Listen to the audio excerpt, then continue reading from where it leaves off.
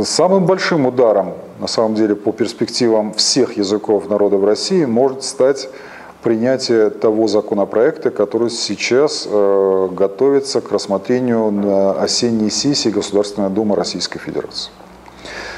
Этот законопроект подготовлен председателем комитета по делам национальности Сафар Алиевым и бывшим главой агентства по образованию Балыхиным, который сейчас является депутатом Государственной Думы. Это поправки в закон Российской Федерации о языках народов Российской Федерации. Там достаточно много этих поправок, часть из них можно считать разумными. Думаю, что это все соус, в который попытались спрятать самое главное, ради чего эти поправки пытаются сейчас продвинуть. Это поправка, которая вводит норму свободного выбора родителями родного языка своих детей. Что это означает? Это означает в государственном образовательном стандарте Российской Федерации, который принят 2 года назад, есть 3 языковых предмета. Да, скажу сначала о следующем. Была долгая борьба на федеральном уровне по принятию этих новых федеральных образовательных стандартов. Значит, действовавшие до 2010 года стандарты состояли из 3 частей. Федеральный компонент, который включал в себя предметы федерального уровня. Русский язык, литература, математика, ИЗО, музыка. Национально-региональный компонент, который отдавали регионам, регионы сами заполняли их предметами, которые считали нужными. Родной язык, литература, история и так далее. Ну и школьный компонент. В 2010 году, и до этого этому предшествовали 2 года напряженной борьбы, в которой мы тоже принимали участие, в котором нам многое удалось скорректировать. Но в итоге все-таки были приняты новые стандарты, которые сейчас и действуют, в которых национально-региональный компонент упразднен. И регионам оставили возможность изучать только родной язык, который из категории упраздненного или из раздела упраздненного национально-регионального компонента перевели в федеральный. И в федеральном компоненте теперь идет русский язык, литературное чтение и родной язык.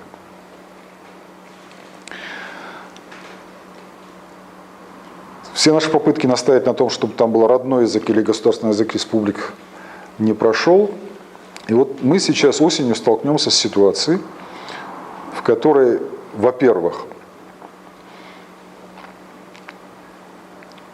думаю, что наши, скажем, сограждане по республике уже это поняли, я это вижу по социальным сетям. Любой неосетин, живущий в Осетии, или не татарин, живущий в Татарии, в Татарстане, отныне имеет право поставить вопрос о том, что его ребенок не будет изучать осетинский язык. В госстандарте написано «родной язык». Это означает, что с нового учебного года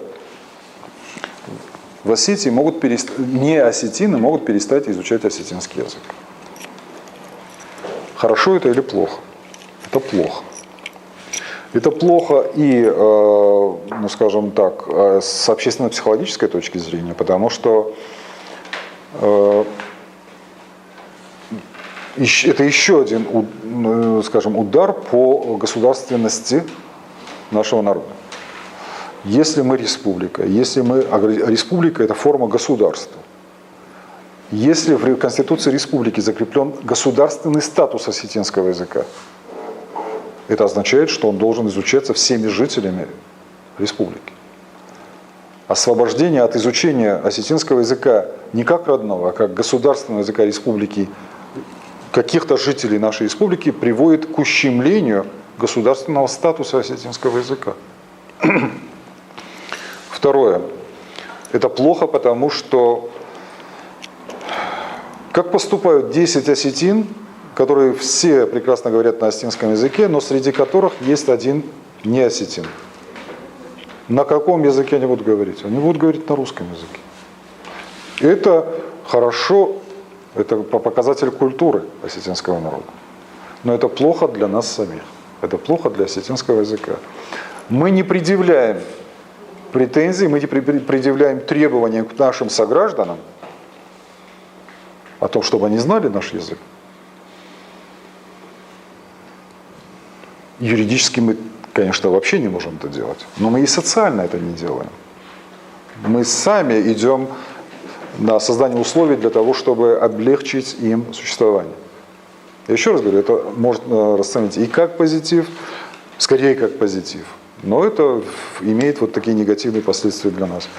Таким образом, перспективы того, что не осетины, живущие в Осетии, могут тоже когда-то быть вовлечены в осетинскую языковую среду и помогать нам создавать в Осетии осетинскую, осетиноязычную среду, будут окончательно утрачены. Третий фактор. Наши дети, я имею в виду осетиноязычные дети, оказываются в ситуации, таким образом, принятие нового закона позволит его авторы прекрасно понимают, для чего они это делают. Это означает, что дети русской национальности к тем 6 часам русского языка, который есть у всех, как государственный язык Российской Федерации, да, как предмет называется русский язык, 6 часов. Дети русской национальности будут изучать какой язык еще? Как родной язык, тоже русский, еще 3 часа. Того 9 часов. Дети других национальностей, в принципе, будут иметь право изучать родной язык. Но я не уверен, более того, я почти это исключаю, что родители армяне, украинцы и так далее будут настаивать на том, чтобы их дети изучали свои родные языки. Так вот, принятие этого новых поправок создаст предпосылки для того, чтобы они могли выбрать в качестве родного языка для своих детей русский язык. То есть достаточно будет родителю прийти к директору школы и написать заявление о том, что родным языком его ребенка является русский, и он пойдет не на осетинский язык, на предмет, который называется родной, а на русский язык. Потому что в стандарте нет, к сожалению, государственного языка республики. Но и это не самое страшное. Я и с этим бы примирился. Хотя там будут серьезные проблемы. То есть класс будет тогда делиться пополам. То есть одни дети будут идти в рамках предмета родной язык на русский язык, а другие идти на осетинский. А давайте теперь вместе попробуем ответить на вопрос. Если в сентябре, в октябре, в ноябре будет принят этот закон, сколько процентов родителей осетинской национальности придут к директору школы и напишут заявление о том, что родным языком его ребенка является русский язык? Вот проблема в том, что, на мой взгляд, что это будет очень большой процент. Те родители, которые сегодня, на протяжении уже многих лет, стучат кулаками по столу и говорят, что его ребенок не владеет осетинским языком, освободите его от изучения осетинского языка или как минимум переведите его в группу для слабо владеющих, получат отныне карт-бланш на то, чтобы... Вы представляете, вот какое преимущество для родителя? Он смотрит на ситуацию. Одноклассник его ребенка отныне будет изучать русский язык, по которому стоит ЕГЭ, и по которому надо потом, который будет влиять на социальные перспективы его ребенка, будет отныне иметь 9 часов в неделю. 6 как основной и 3 как родной. А его ребенок будет изучать только 6 часов русский язык, соответственно, быть в более сложных условиях для изучения русского языка, плюс ко всему еще изучать этот ненавистный осетинский язык. Принятие этого законопроекта позволит им решить для себя эту проблему. То есть массовый отказ от изучения осетинского языка как неродного. Дело в том, что этническая принадлежность в данном случае или фамилия, которую будет носить ребенок, ничего не определяет. Во-первых, напомню, что у нас ни у кого нет паспортов, в которых указана наша национальность. Соответственно, фамилия, естественно, действительно ничего не определяет. Современное либеральное, так сказать, общество предполагает свободу выбора не только родного языка, но и этноса, к который ты хочешь себя причислять.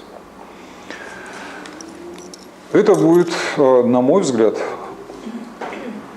очень серьезным ударом, и противостоять этому очень сложно. Да, не скрою, что я изложил какие-то свои мысли, направил их на личном, на официальном сайте президента Российской Федерации. Да, я подготовил, значит, обращение и к президенту Российской Федерации, и к председателю Государственной Думы. Сейчас идет сбор подписей. Причем эта инициатива уже подхвачена и в других регионах страны.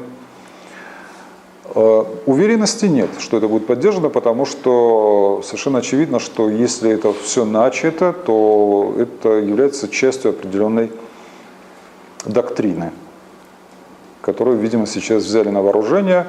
Очередная попытка переплавки российских народов не как раньше в единый суперэтнос советский народ, то теперь в единую гражданскую российскую нацию. Никто не против того, что необходимо существование единой российской гражданской нации. Но единая российская гражданская нация может существовать только как совокупность национальных культур и наций народов страны. Это та проблема, которая серьезнейшая проблема, и выступать против нее в принципе невозможно. Потому что в этом случае надо выступать против свободы личности на самоопределение. Ведь в данном случае речь идет о том, что личности или его родители предоставляется право на самоопределение. Современная либеральная идеология абсолютно этому соответствует. И представления о правах человека покрывают такой подход.